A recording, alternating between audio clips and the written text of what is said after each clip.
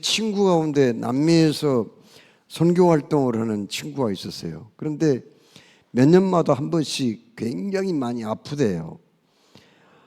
그냥 온몸이 막 부서지도록 아프고 머리가 얼마나 깨지도록 아픈지 견딜 수 없는 고통이 있다는 거예요. 그런데 그 남미의 병원에 가가지고 진찰을 해보면은 그냥 의사가 고개를 갸우뚱갸우뚱하면서 병명을 못 찾겠다는 거예요. 그러면은 한국에 나와서 좀 치료를 받아야 되겠다 이런 마음으로 이제 불편한 몸을 이끌고 비행기를 탄답니다. 남미에서 여기까지 오려면은 적어도 한 15시간에서 20시간 정도 걸립니다. 엄청 시간이 많이 걸려요. 그런데 신기한 체험을 하게 되었는데, 그렇게 몸이 아파가지고 고생을 하고 비행기 안에서도 너무 몸이 불편해가지고 그냥 몸부림을 했는데, 인천공항에 딱 도착하자마자 병이 싹 없어져 버린대요. 참 그런 걸 몇 번 체험했다고 하더라고요. 그래서 그 친구가 저한테 하는 얘기가 향수병이라는 게 있는가 보더라고. 내가 그 고향 산천을 버리고 뒤로 하고 낯선 땅 남미에 가서 날마다 참 언어도 다르고 종족도 다르고 피부 색깔도 다르고 풍습도 다른 그 사람들하고 이렇게 살다 보니까 가끔은 고향 생각이 난다는 거예요. 근데 그게 병이 돼버린대요. 참 신기한 것들을 자기는 체험을 했다고 그런 얘기를 하더라고요. 고향 내 고향, 벚꽃 피는 내 고향, 담 밑에 석류 엮는 아름다운 내 고향. 나의 살던 고향은 꽃 피는 산골, 복숭아꽃, 살구꽃, 아기 진달래. 고향에 보면 그 노래를 모르는 사람들이 어디 있겠어요. 이원수가 작사를 하고 홍남파가 곡을 붙였다는 그 고향에 본 말이에요. 그걸 모르는 사람이 어디 있겠어요. 어린 시절 배웠지만은 시간이 많이 지나고도 그걸 잊지 못하고 기억하는 것은 무엇 때문인가요? 고향에 대한 향수 때문이 아닐까요? 사람은 태어나서 자란 고향이 있거든요. 고향은 아름다운 어린 시절 추억이 있습니다.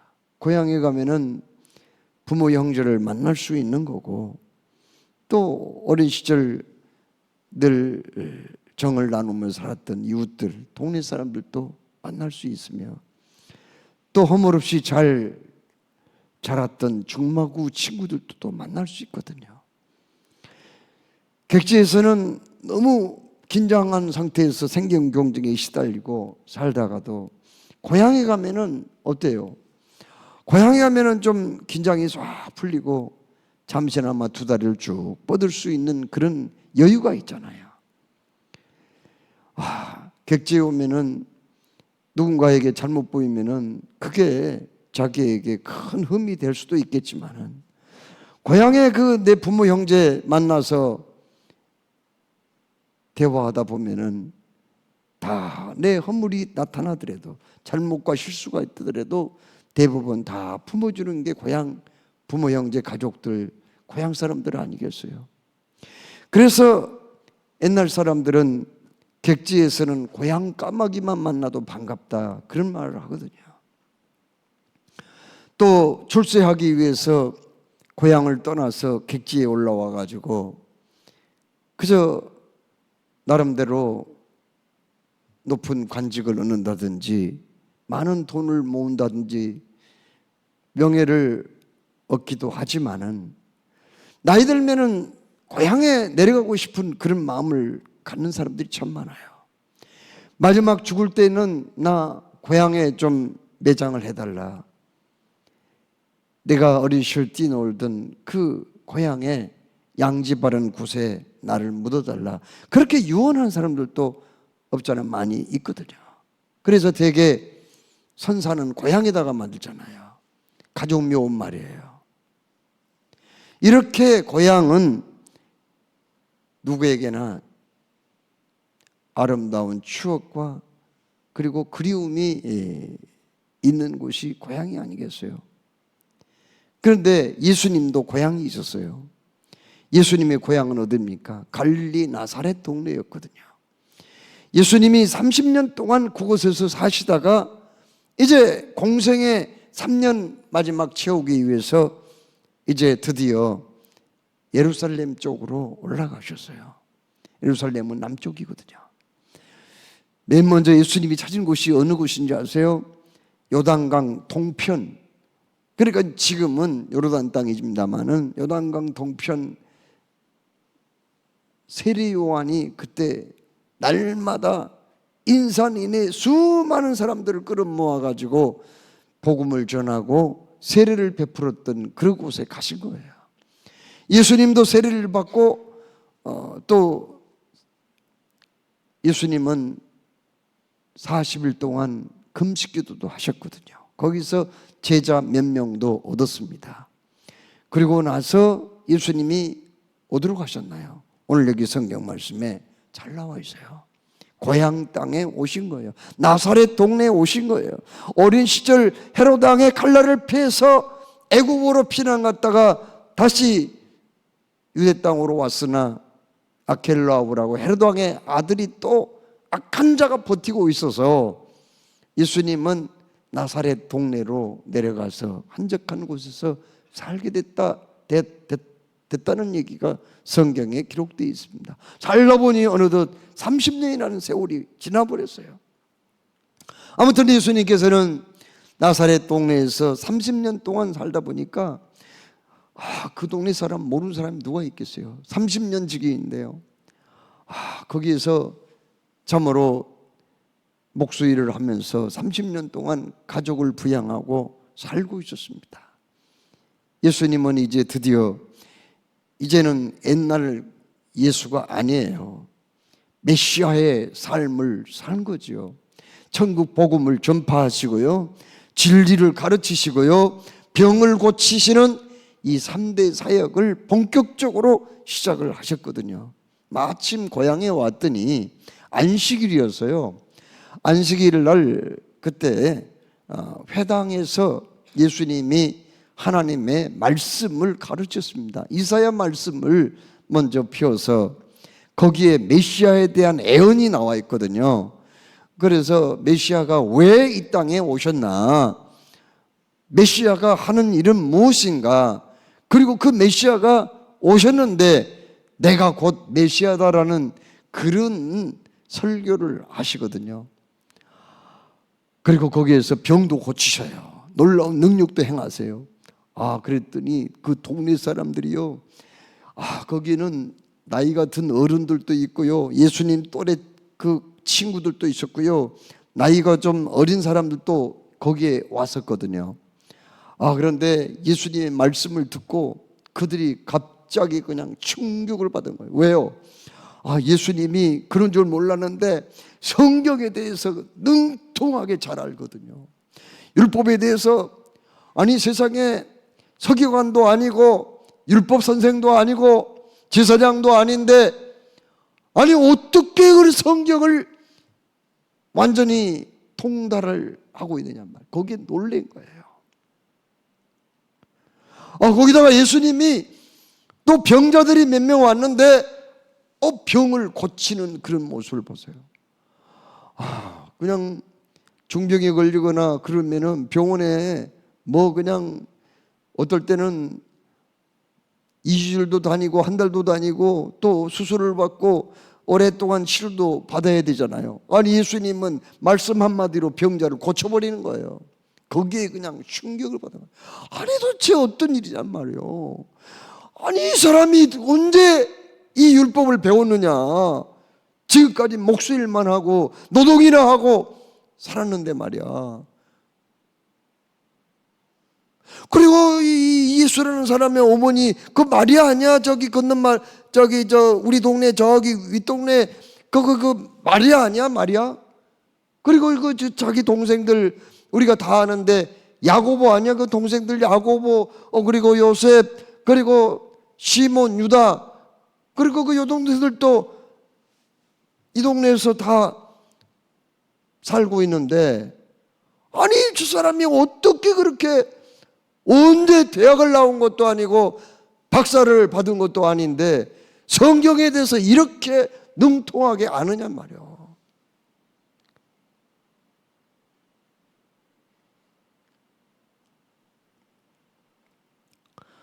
거기서 그쳤으면 좋았는데 그들은요, 예수님을 배척한지라 그렇게 말씀했어요.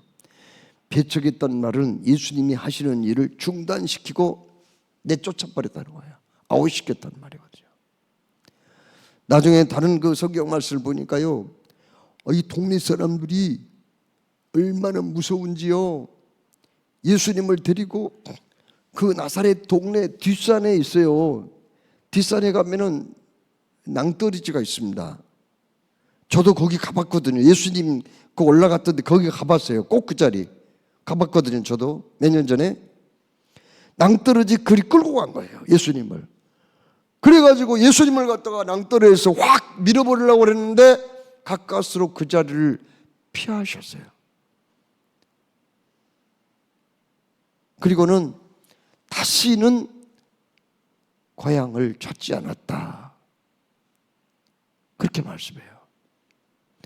저는 참 이 나사렛 사람들이 정말 구원받을 수 있는, 하나님의 사랑과 능력을 체험할 수 있는 절호의 기회를 얻었는데, 하늘의 복과 땅의 복을 받을 수 있는 절호의 기회를 얻었는데 그 사람 놓쳐버린 거예요, 그 사람들이.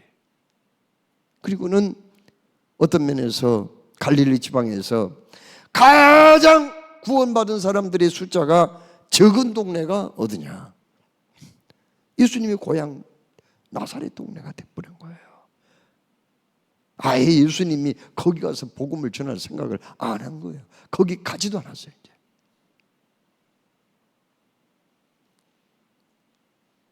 자, 그러면 예수님이 그 마술한 거 아니에요. 거기에서 예수님이 무슨 쇼맨십을 거기에 한 거 아니에요. 예수님이 눈속임으로 지금 놀라운 일들을 행한 거 아니거든요. 예수님은 진정 메시아로 이 땅에 오신 거예요. 예수님은 구원자로 이 땅에 오신 건 맞아요.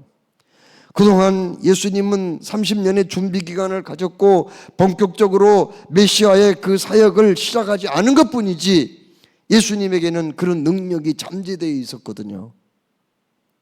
그런데 왜 예수님의 그 고향 동네 사람들은 그 예수님이 복음을 전할 때 그걸 그렇게 듣기 싫어서 귀를 틀어막았을까?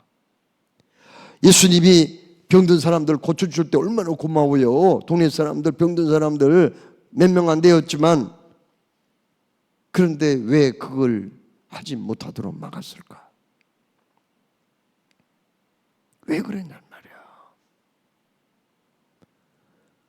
답답하잖아요. 정말 안타까운 사람들 아니에요? 왜 그랬냐고요. 왜 예수님을 배척했냐는 거예요. 그게 오늘 밤에 우리들에게 하나님이 하시고 싶은 말씀이에요. 왜 배척했느냐. 여러분, 그 서커스 같은 거 하면은요, 늘 등장하는 덩치 큰 동물이 있어요. 그게 뭐예요? 코끼리죠. 그런데 코끼리는 너무 힘이 세고 덩치가 커가지고 다 자라면 3톤에서 5톤까지 되기 때문에 그 어미를 숲속에서 밀리면서 생포하기란 그건 힘들어요.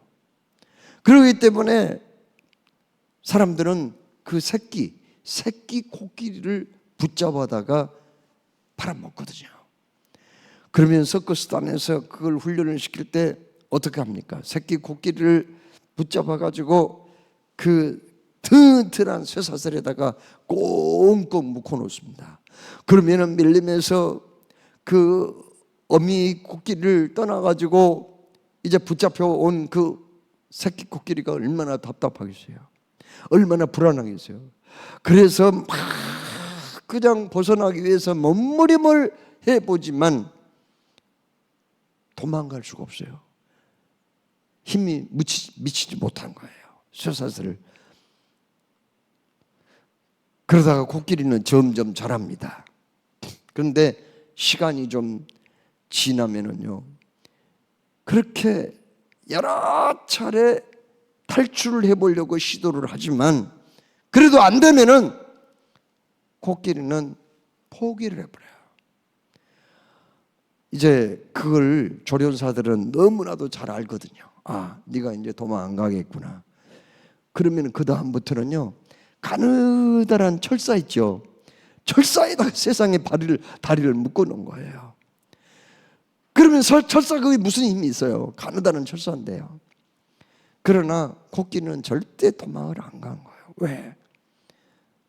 도망가려고 아무리 몸부림해 봐야 소용없어. 내가 맨날 며칠 도망가려고 그렇게 노력을 했지만 벗어나지 못했지 않느냐. 내 다리에 무언가가 묶여 있을 때. 그리고는 도망 안 간 거야. 처음에는 두꺼운 쇠사슬로 묶어놨기 때문에 도망 못 갔지만 이제는 가느다란 철사잖아요. 얼마든지 생각만 고쳐먹으면 도망갈 수 있지만 도망을 안 가는 거예요.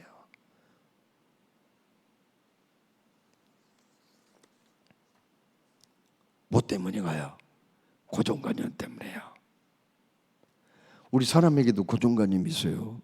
온양어선 내는 큰 고기 잡으면 보관하는 냉동실이 있거든요. 그런데 어떤 사람이 그 냉동실에 들어가서 일을 하다가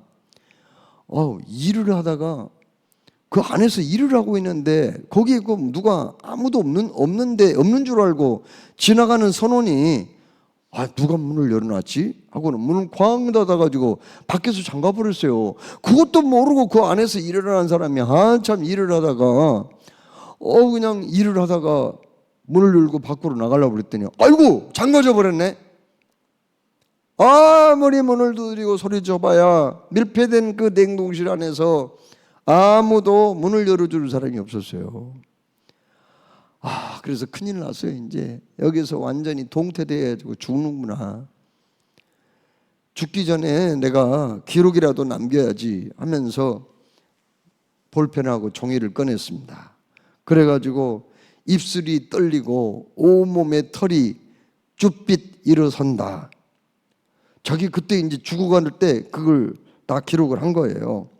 피부가 점점 얼어붙은 듯 피가 얼어붙은 것 같다. 또 나중에 또 쓴 거예요. 뭐라고 해요? 온몸이 저리면서 뼛속까지 한기가 들어오는 기분이다. 이렇게 죽어가면서 그걸 기록을 해놓은 거예요. 그런데 원래 그 냉동실에는 관리자가 있어요. 정 관리자가 있었어요. 그런데 그 사람이 이제 냉동실 몇 개를 돌아보다가 문이 열려져 있었는데 문이 닫혔거든요. 그래서 문을 열고 들어가 봤더니 아이고 동료 선원이 거기 그 문 앞에서 엎어져가지고 죽어 있는 거예요. 너무 놀래가지고 이게 뭔 일이야? 봤더니 완전히 숨이 끊어져 있어요, 그 사람이. 그런데 자기가 오후에 작업을 해야 되기 때문에 그날은 냉동실을 영하 20도 30도로 낮춰놓은 게 아니라 영상 5도로 자기가 맞춰놨대요. 작업을 해야 되기 때문에. 그리고 고기 잡아가지고 다 집어넣고 이제 온도를 낮추는데 영상 5도, 섭씨 5도로 맞춰놨어요. 섭씨 5도는 얼어 죽지 않거든요. 죽기는 하겠지만 절대 얼어 죽지 않죠. 그런데 이 사람이 영하 30도, 40도, 50도로 내려간 줄 알고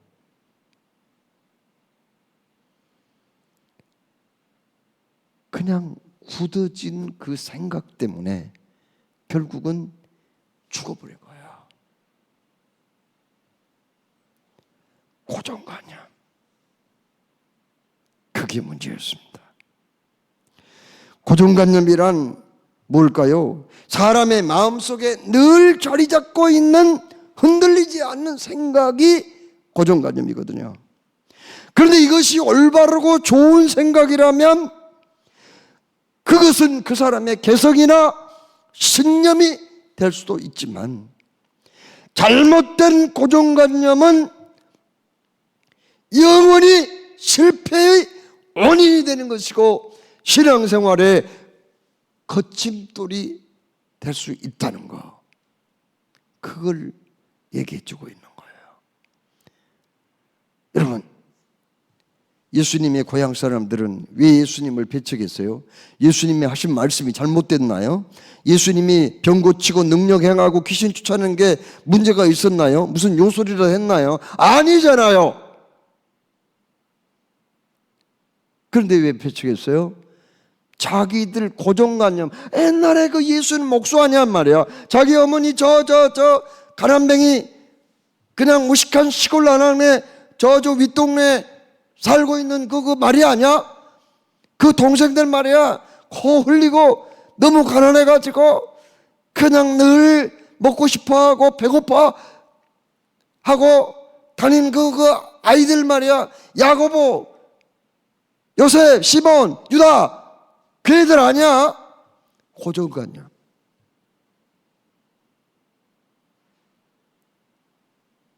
그 고정관념 때문에 예수님을 모셔드리지 못한 거예요. 여러분, 신앙생활이란 뭐예요? 신앙생활이란 내려놓는 작업이거든요. 뭘 내려놓는다는 거예요? 내 마음에 왕좌에 앉았던 내가 내려오는 거예요. 그 자리에 누구를 앉히는 거예요? 예수님을 앉히는 거, 이것부터 신앙생활이 시작되는 거예요. 신앙생활은 내려놓음인데 뭘 내려놓는 거예요? 자기의 생각을 내려놓는 거예요. 믿기 전에 나의 생각 있잖아요. 나의 가치관, 믿기 전에 나의 사고방식, 이것들을 내려놔야 신앙을 갖게 되는 거지. 이걸 그대로 가지고 있다가는 절대로 제대로 믿을 수가 없다는 거 아니에요. 여러분, 아람의 군대 장관 나아만은 개국공신이었어요. 공을 많이 세운 사람이었어요. 아람의 왕 베나달 2세가 얼마나 총애했는데요. 그런데 문둥병에 걸리고 말았어요. 너무 안타까워서 참 왕도 안 됐다 그렇게 생각하고 있었는데, 전쟁통에 그냥 포로로 붙잡은 나아만 그 집에 몸종이 하나 있었어요. 여자. 그런데 그 여자가 우리 주인 어른이 저기 이스라엘에 엘리사라는 사람한테 가면은 고침받을 수 있을 텐데요. 그 얘기를 한 거예요. 사람이 죽게 생기면은 지푸라기도 잡는다는 말이 있거든요. 그 말이 귀에 확 들어온 거예요. 그래? 그렇다면은 거기 한번 가봐야 되겠다. 그래가지고 왕에게 얘기했더니 왕이 친서도 써주고요, 선물도 그냥 엄청나게 귀한 것들을 마련해가지고 그 아람이라는 나라는 대국이고 이스라엘은 소국이거든요. 그래서 먼저 왕한테 보낸 거예요. 왕이 그 말을 듣고 그 나만이 일행이 도착해가지고 그 사실 얘기를 하니까, 아니 내가 무슨 병을 고치냐고 말이지. 저 아람 왕이 이걸 구실로 시비해가지고 전쟁하려고 그런 거 아니야 말이야. 그래서 막 그냥 얼마나 두려웠는지 몰라요. 이 소식을 누가 들었어요? 하나님의 종 엘리사 선지자가 들었거든요. 여러분, 엘리사는 선지자들 중에서 가장 기적을 많이 행한 사람이에요. 능력을 가장 많이 행한 사람이에요. 이 사람이 왕한테 기별해가지고 그 나만을 나에게 보내시오. 이렇게 해서 나만 일행이 거기 그 엘리사가 사는 집으로 갔거든요. 그런데 나만이 행차요. 아수르의 군대장관, 아람의 군대장관 나만의 행차요 하고 알렸지만은 엘리사가 뭐라는 줄 아세요? 자기 몸종을 시켜가지고 그래 나도 알아. 저만치 가면은 요단강이 있지 않느냐. 그거 요단강 가서 7번 몸을 담그라고 해라. 그때 이 나만이 얼마나 기분이 나빴는지 몰라요. 내가 대국의 개국공신이고 말이지 왕의 총애를 받는 사람인데 뭐야? 문도 안 열어보고 어디 요단강에 가서 몸을 담그라고? 요단강 그 더러운 물 아니야? 황토물 아니냐고. 실제로 요단강 가봤더니 여기 공릉천보다 더 무대요. 여기 공릉천보다 더 무대. 물론 그 5, 6월 달 막 그렇게 좀 그때는 좀 비가 많이 오기 때문에 물이 좀 많기는 해요. 그런데 평상시에는 깨끗하지도 않고요. 별거 없어요. 그런데 그렇게 얘기하니까 나만이 너무 기분 나쁜 거예요. 그래가지고 나는 말이야 내 생각에는 저 엘리사라는 인간이 대국의 군대장관이 왔으면은 그냥 버선발로 뛰쳐나와가지고 마당에서 넙죽절이라도 하고 내 무릎뼈 걸린 이 상처 위에다가 직접 손을 얹고 기도라도 해서 고쳐줄 줄 알았다. 이 건방진 사람 가자! 돌아가자는 거예요. 그냥 돌아갔으면은 나만은 틀림없이 죽었을 거예요. 온몸이 다 썩어 문드러져서 죽었을 거예요. 나병이 그런 병이잖아요. 그런데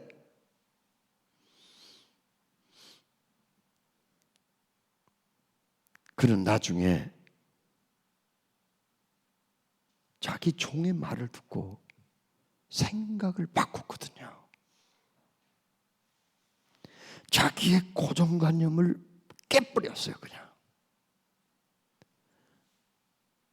자기 종이 뭐라고 했냐면은 아니 주인님, 아니 그 선지자가 주인님 나으라고 하신 거지 그냥 해보라는 건 아니잖아요. 7번 몸을 담그고 깨끗함을 받으라고 그랬잖아요. 그러면 그렇게 하면 될 거 아니에요.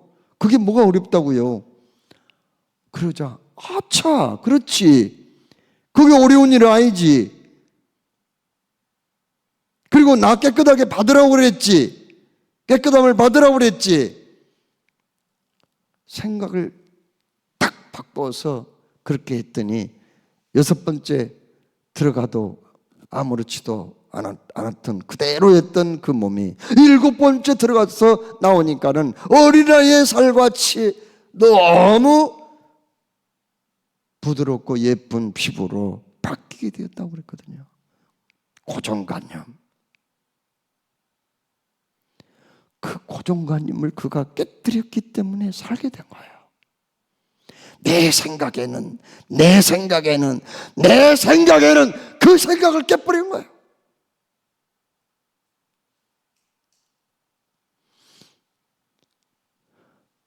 오늘날 우리 주님이 우리와 함께 역사하고 계시고 살아 움직이고 일하고 계시는데 왜 신앙생활을 한다는 그 하나님을 늘 믿는다고 고백하고 찬양하고 예배하고 기도하는 우리에게는 기적이 그렇게 안 일어날까? 우리가 기도 응답 달라고 그렇게 나름대로 기도도 하지만은 시간을 내서 기도하지만 왜 아무 일도 안 일어날까? 고정관념 때문에 내 생각이 떡하니 자리 잡고 있어요.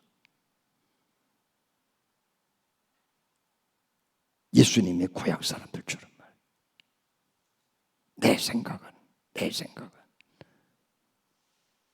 자, 오늘 밤에 우리가 부르짖어 기도해야 될 거. 하나님, 나도 주님의 살아계심을 체험케 해주십시오. 나도 주님의 능력을 체험케 해주십시오. 나도 주님의 깊은 진리를 깨닫고 그 진리 앞에 무릎을 꿇게 하여 주십시오. 그리고 순교의 신앙을 갖게 해주십시오. 그렇게 하기 위해서는 내 고정관념, 오랫동안 나를 자리 잡고, 내 마음 중심에 자리 잡고 나를 붙잡고 있었던 이 고정관념을 깨뜨려 주시옵소서. 깨뜨려 주시옵소서. 아직도 내 마음의 왕좌에 떡하니 자리 잡고 있는 나라는 인간을 끌어내리게 해 주십시오. 그리고 주의 살아계심을 체험케 하여 주옵소서. 이런 놀라운 내 일생 일대의 변화를 경험하시는 저와 여러분이 되기를 주의 이름으로 축원합니다.